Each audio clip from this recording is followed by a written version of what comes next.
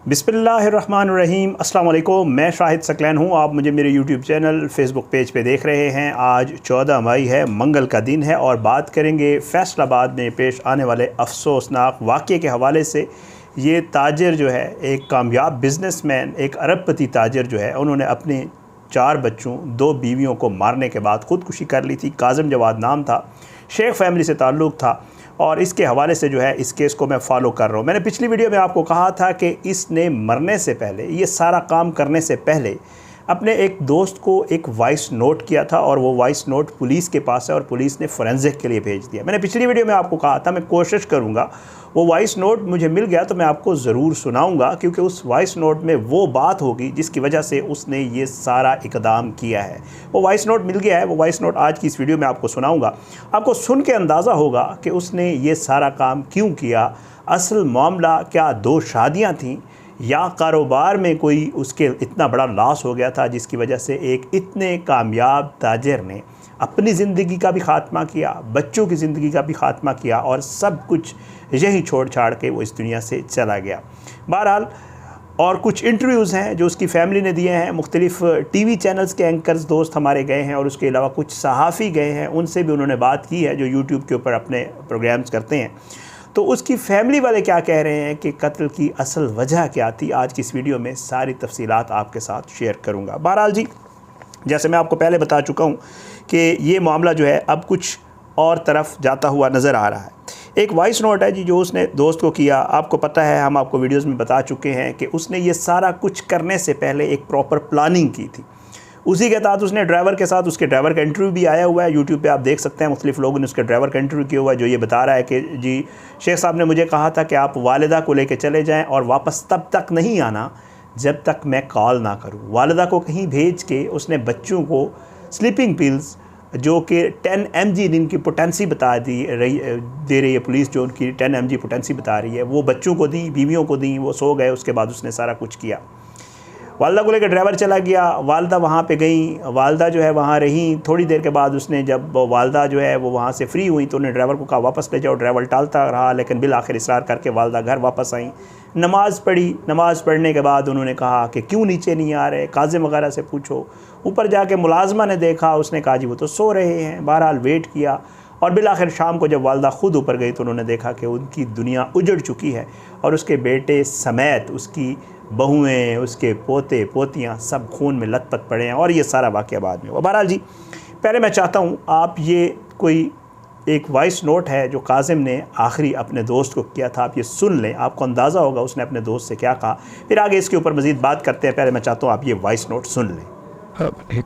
बादशाह जी की याद चलता चलता दिन फिर 2 दिन कम कहने लगता वहाँ ऐसे मौके ऐसे वक्त इंसान जिन बहुत दिन के करीब समझदा और नहीं कर सकता। मेरे को गलतियाँ कोताही हुई है, मैंने माफ़ कर देगी। मेरी नहीं छब्बो कब्रिस्तान दे विच मेरी जगह रखी हुई है, लेकिन एक रिक्वेस्ट है, कोई जो मर्जी कवे रूम वालों तो मूसा मेरे नाल कमरे च पाना कट्टे कमरे में। वो बच्चे 28-3 साल तो मैं उन्होंने बच्चे ने नाम नहीं मिलता। वो बहुत तरसे हुए सी में रोज कहते थे पापा हमारे पास हो, मैं नहीं सो पाता थी। बादशाह मेरी कमर दा, मेरे कमर दा खर्चा पता नहीं पा रहा, और बहुत तकलीफ 4 रुपए होने की पहुंच मिलना। मैं पहले दरीस ਨੂੰ मैसेज करता वा अंकल इस्लाम कलो दुकान जेड़ी है वो नाप करा देंगे बंदे या बाची ते किसी बच्चे दे जिस तरह भी है। बाकी है गाड़ी दे दी वैगन आर और कागज मम्मी को ले ली, दूसरी ये भी कर दी उन्होंने ताकि कुछ हो ना कुछ बन जाए। मैं कुछ नहीं लेके चलना, मेरे कुछ नहीं, मेरे को ना बस अल्लाह तेनू सलामत रखन, मेरा भी ख्याल रखी।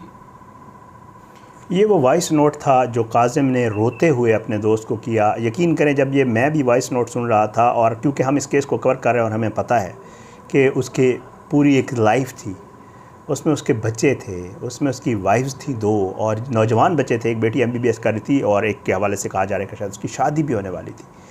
तो वालिदैन होते हुए ज़ाहिर बात है, घर के एक पूरी फैमिली का सेटअप होते हुए बंदा कोई इतना पागल नहीं होता, कोई इतना मतलब है उसका दिमागी तौर पे इतना फारिग आदमी वो नहीं था, एक कारोबारी आदमी था और वो लॉसेस बर्दाश्त कर चुका था। तो कोई ऐसे ये नहीं करता। ज़ाहिर है उसके पीछे बहुत सारी वजूहात होती हैं। इस वॉइस नोट में उसने अपने एक और दोस्त का भी जिक्र किया हुआ है। मैंने आपको एक वीडियो में कहा था कि आदमी खुद ब खुद नहीं मरता, दूसरे लोग मार देते हैं। काज़िम को लोगों ने मारा है, वो खुद नहीं मरा है। कैसे मरा है? एक दोस्त था जिसका मैंने आपको बताया जी, एक कारोबार था, कोयले का कारोबार का मुझे पता चला था, मैंने आपको बताया मिलों के साथ उसका कारोबार था। एक क्वेटे का बंदा था, पैसे लेके भाग गया, लॉस, एतमाद किया, उसने धोखा दिया। एक साजिद नामी दोस्त का पता चला है जिसमें इस वॉइस नोट पे भी जिक्र है, उसको प्लाट के पैसे दिए, साल वो अच्छे खासी अमाउंट दी।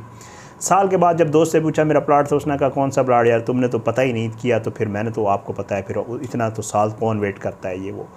तो इस तरह जो आपके आसपास आपके एतमाद वाले लोग होते हैं ना, जब वो आपको धोखा देते हैं, वैसे ज़िंदगी आपके साथ कुछ मामलात ऐसे कर रही होती है ज़ाहिर, और फिर उसके बाद जब आपके एतमाद वाले लोग आपको धोखा देना शुरू कर देते हैं ना, और फिर इस तरह की सिचुएशन होती है, तो फिर बंदा जो है वो बेचारा ज़ाहिर है, अल्लाह ना करे, काज़िम ने जो किया उसने बहुत गलत किया।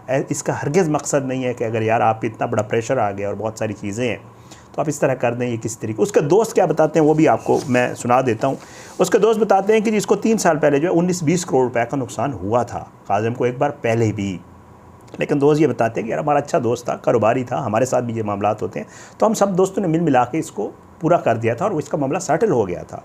उसके बाद फिर इसने ये किया कि इसने एक कारोबार किया, फिर उससे दूसरा, तीसरा, चौथा, और इस तरह ही अपने कारोबार बढ़ाता गया। और ज़ाहिर बात है जब आप कारोबार कर रहे होते हैं तो फिर हमारे यहाँ कारोबार जो है वो ज़बान के ऊपर होते हैं, रिटर्न चीज़ें बहुत कम होती हैं। लोग कहते हैं यार इतने पैसे ले लो, ये चीज़ दे दो, और बहुत सारे बिज़नेस ऐसे ही चल रहे हैं और लोग एक दूसरे के ऊपर एतमाद करते हैं और अगले फिर उस एतमाद का बदला एतमाद की सूरत में देते हैं। लेकिन बाज़ दफ़ा फिर ये होता है कि आपके एतमाद को बहुत सख्त ठेस पहुँचाई जाती है। जब बंदा बिल्कुल टूट जाता है तो इसके साथ ये होता है। एक और चीज़, आपने ये वॉइस नोट सुना, इस वॉइस नोट में वो अपने बच्चों के हवाले से कह रहा है कि यार मैं कुछ 2-3 साल से उनके साथ सो नहीं सका, जब भी जाता हूँ कहते हैं पापा आप हमारे पास सोएं। फिर वो बीच में कहता है कि यार मुझे उनके साथ ही दफनाना था कि मैं चलो ज़िंदगी में तो उनके साथ नहीं सो सका, मरने के बाद उनके साथ सो सकूँ। तो ये उसकी गलती थी, ये उसकी गलती थी। ज़ाहिर है उसके दिल में ये चीज़ थी। अब अल्लाह ताला बेहतर जानता है, अल्लाह इस चीज़ से, इस राज से वाकिफ़ है कि पता नहीं वो अपने बच्चों के पास क्यों नहीं रात को स्टे कर पाता था, या वो बच्चे उसके साथ क्यों नहीं रह पाते थे, ये अल्लाह ताला बेहतर जानता है। लेकिन ये भी कमी थी जो उसकी ज़िंदगी में थी कि वो अपने बच्चों को टाइम नहीं दे पा रहा था, और उसको उस चीज़ का एहसास था, उसके अंदर ये गिल्ट था कि यार मेरे बच्चे हैं लेकिन मैं उनके साथ टाइम नहीं गुजार पाता, मैं उनके पास नहीं रह पाता। और फिर वो अपने आखिरी वॉइस नोट में कह भी रहा है कि यार मुझे उनके साथ दफनाना, और फिर बाकी चीज़ें भी कि यार जो चीज़ें मैं साथ कुछ नहीं लेके जा रहा।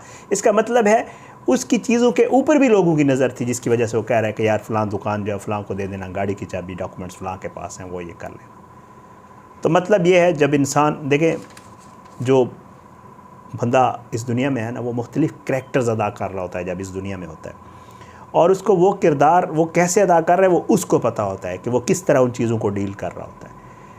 अब वो चला गया है, उसके बाद जो उसका वॉइस नोट है उसको सुन के आपको समझ आ रही होगी कि उसके ऊपर कितने प्रेशर्स थे।